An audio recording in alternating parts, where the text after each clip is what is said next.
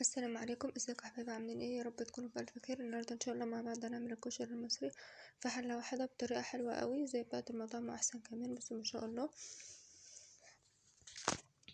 اول حاجه جبنا كده ربع كيلو عدس نقعنا كده في شويه ميه، عدس بكبه، وربع كيلو حمص برضو نقعناه. وبعدين جبنا بصليه كبيره قطعناها جوانح كده زي ما انتوا شايفين. ودي حوالي نص كيلو مكرونه مشكله كده قواقع على توستة. هنا حطينا على البصله شويه دقيق كده. هبدأ بقى اخلطها بالدقيق كلها كده، احط عليها شويه ملح برضو. بعدين هحط طاسه على النار فيها شويه زيت، والزيت ده طبعا هنستعمله في كل الوصفه. وابدأ بقى انزل في البصل كله احمره، بس مش عاوزه احمره جامد لانه كل ما بتسيبه بره كل ما بيحمر معاك اكتر. انا خلاص اللون ده معايا، هبدأ بقى اطلع عليه عشان هيلسه كمان معايا اكتر بره. بعدين هحط حله على النار فيها شويه ميه وشويه ملح وشويه زيت، وهنزل بربع كيلو المكرونه، بنص كيلو المكرونه قصدي. طبعا المكرونه حسب ما انت عاوزه، حسب الكميه، حسب عدد الافراد اللي عندك. بصوا ما شاء الله. بسيبها حوالي دقيقتين وبعدين بشيلها بقى اصفيها من الماء السخنه بتاعتها دي. حط عليها سنه كمون كده اهي، طلعتها وصفيتها ما شاء الله عليها جميله. دول شويه رز غسلتهم، وده الحمص، وده العدس بجيب. حطيت حله على النار فيها شويه زيت، نزلت بكوبايه شعريه كده.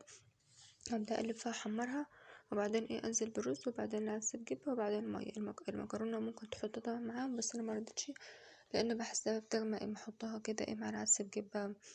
هي الشعريه خلاص اهي احمرت معايا. هبدا انزل على الرز، وبعدين هبدا انزل على العدس بجيب اديله برضو تشويحه، وانزل بقى شويه كمون ومكعب مرق وشويه ملح بس كده. بصوا ما شاء الله مفلفل وجميل. بس عملت بقى كميه كبيره، حطيت مكعب المرق اهو.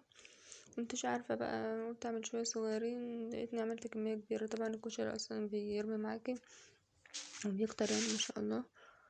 حطيت شويه ملح ومكعب المرق وشويه كمون. هبدا بقى انزل بالميه اهو، تبقى على قد الرز بالظبط عشان ما يعجنش معاك، يبقى مفلفل كده وحلو. طبعا دي كانت شويه ميه عدس وشويه ميه مكرونه. هبدا اسيبهم بدهم طبعا طعم حلو قوي.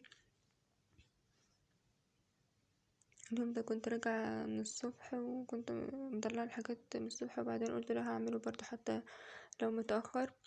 هنا حله على النار فيها طماطميه، فيها بصلايه، فيها قرن شطه، فيها ورق لورا، فيها شويه فلفل اسود، فيها مكعبين مرقه. ونزلت بالحمص بتاعي.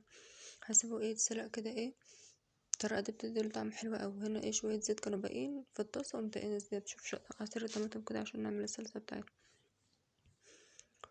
حطيت مكعب مرقه برضو اهو، واحط شويه ملح، واحط شويه فلفل اسود، واحط ممكن تزودي اللي هو كيس صلصه من عندك، او شويه بابريكا. انا زودت بابريكا عشان تتحمر معايا. وهنا بهارات فاين فودز دي زودت برضو شويه، بتديله طعم حلو.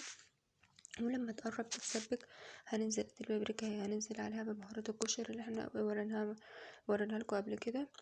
البهارات دي جايباها من اسوان، طبعا هتلاقيها في اي سوبر ماركت عندك او اي بتاع عطار يعني.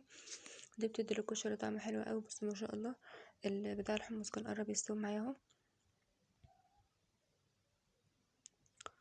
وكمان الرز برضو بس ما شاء الله مفلفل وجميل ازاي.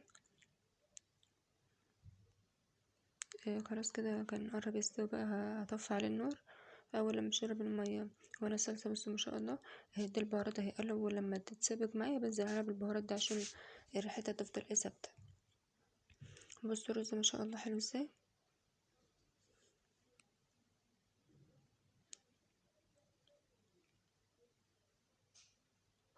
بعد كده جبت رزتهم فرمتها كده، وجبت 3 ليمونات قطعتهم كده كبار، وجبت خل. وطبعا عصرت الليمون، فرمت الثوم وزيت الخل اهي. هبدأ احط طاسة على النار فيها الثوم، وبعدين هنزل بالليمون، وبعدين انزل بكوباية خل وكوباية مية، وكوباية خل ونص كوباية مية وشوية كمون بس كده.